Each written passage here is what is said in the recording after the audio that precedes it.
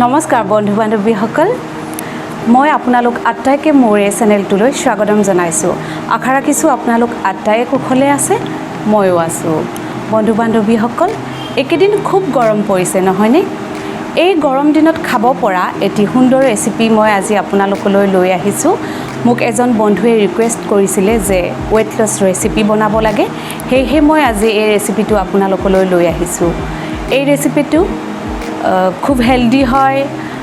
আপোনালোকে diet control যিসকলে কৰি আছে তেখেতসকলেও এই ৰেচিপিটো খাব পাৰে গতিকে আহকচোন এই ৰেচিপিটো মই কেনে ধৰণে বনাইছোঁ আপোনালোকে চাই ল'ব কিন্তু এই ৰেচিপিটোৰ নাম হৈছে চিকেন ষ্টো গতিকে পলম নকৰোঁ আহক Open eye, feel the waves cut through me, hypnotized by the sounds I'm breathing in. Hold tight, chemicals collide. Hold tight, dripping light. Chicken stew recipe বনাবলৈ কি কি সামগ্ৰী লাগিব মই কৈ দিছোঁ চিকেনৰ লেগ পিচ লৈছোঁ 3টা ভালদৰে ধুই লৈছোঁ আৰু এয়া আধা ফাল অমিতা এনেদৰে কাটি লৈছোঁ গাজৰ লৈছোঁ এটা এনেদৰে দীঘলীয়াকৈ কাটি লৈছোঁ 2টা সৰু আলু এনেদৰে কাটি লৈছোঁ আদা কুটি লৈছোঁ অকমান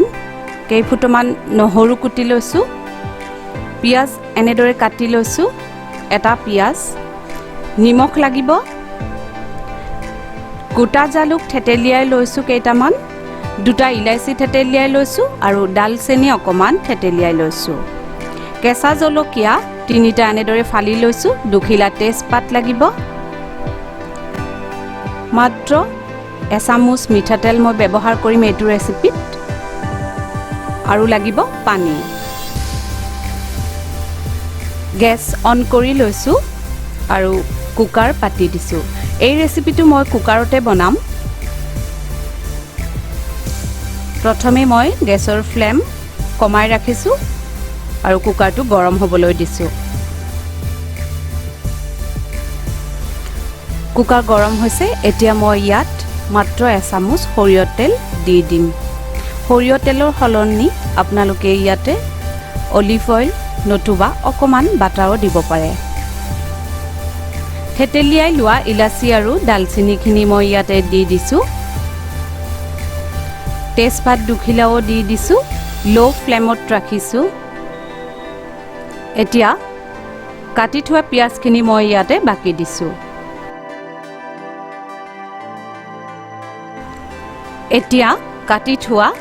আদা নহৰুখিনি দি দিছোঁ এই ৰেচিপিত মই গুড়ি মছলা ব্যৱহাৰ নকৰোঁ এই ৰেচিপিটো হেহে খুব হেলদি হয় কম তেলত বনোৱা বাবে নিজৰ ওজন কমাবলৈও বহুত সুবিধা হয় কাটি থোৱা অমিতা গাজৰ আৰু আলুখিনি মই দি দিছোঁ এতিয়া ভালদৰে লৰাই থাকিব লাগিব কেঁচা জলকীয়া 3টা দি দিছোঁ জলকীয়া আপোনালোকে নিজৰ পছন্দ অনুসৰি ব্যৱহাৰ কৰিব কাৰণ কিছুমানে খুব কম জ্বলা খায় কিছুমানে বেছিকৈ খায় এতিয়া চিকেনৰ লেগ পিচ 3টা মই দি দিছোঁ লেগ পিচ দিব লাগে বুলি কোনো কথা নাই আপোনালোকে চিকেনৰ যিকোনো টুকুৰা দি দিব পাৰে এই ৰেচিপিটো খুব হেলদি হয় ওজন কমাবলৈ খুব ভাল ৰেচিপি হয় এইটো আৰু যদি ঘৰত ডায়াবেটিছ পেচেণ্ট আছে তেতিয়াহ'লে আপোনালোকে এই ৰেচিপিটোৰ পৰা গাজৰ আৰু আলু স্কিপ কৰিব পাৰে তাৰ সলনি আপোনালোকে ব্ৰকলি বিন ব্যৱহাৰ কৰিব পাৰে এতিয়া থেতেলিয়াই লোৱা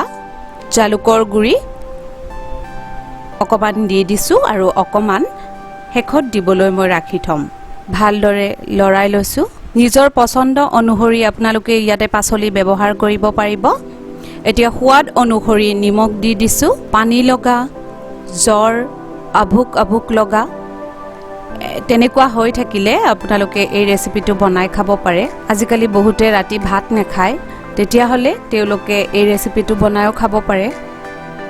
এতিয়া মই আধা মিনিটৰ বাবে ঢাকনিখন কুকাৰটোৰ ওপৰত এনে লগাই দিছো আধা মিনিট হৈ গ'ল এতিয়া লৰাই চাইছো আসলতে ইয়াতে আদা আৰু নহৰু ব্যৱহাৰ কৰা হৈছে আদা নহৰুৰ কেঁচা কেঁচা গুণটো যোৱালৈকে এইখিনি ভাজিলেই হ'ল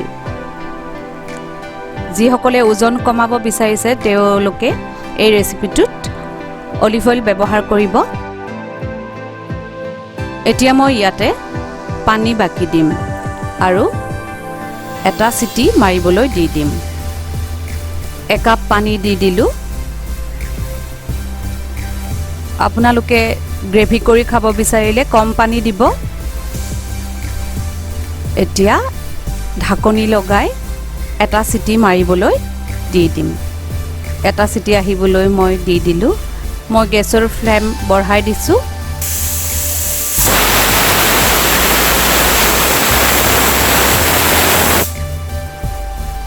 এটা চিটি মাৰিলেই মই এতিয়া গেছ অফ কৰি দিছো আৰু কুকাৰটো নিজে নিজে ঠাণ্ডা হ'বলৈ দি দিম এয়া কুকাৰ ঠাণ্ডা হৈছে মই এতিয়া ঢাকনি খুলি চাই লওঁ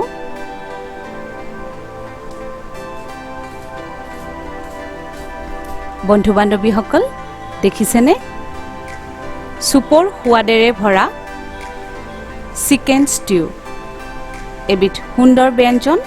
আপোনালোকে এই ব্যঞ্জনবিধ বনাই খাব আৰু কেনেকুৱা পায় মোক কমেন্ট বক্সত জনাব যিসকলে মোৰ ভিডিঅ'সমূহ চাই আছে তেখেতসকললৈ মোৰ তৰফৰ পৰা অশেষ ধন্যবাদ আৰু এই ৰেচিপিটো আপোনালোকে বনাই খাব আৰু কেনেকুৱা পায় মোক কমেন্ট বক্সত জনাব যদি আপোনালোকৰ মোৰ এই ভিডিঅ'টো ভাল লাগিছে লাইক কৰিব শ্বেয়াৰ কৰিবলৈ নাপাহৰিব ধন্যবাদ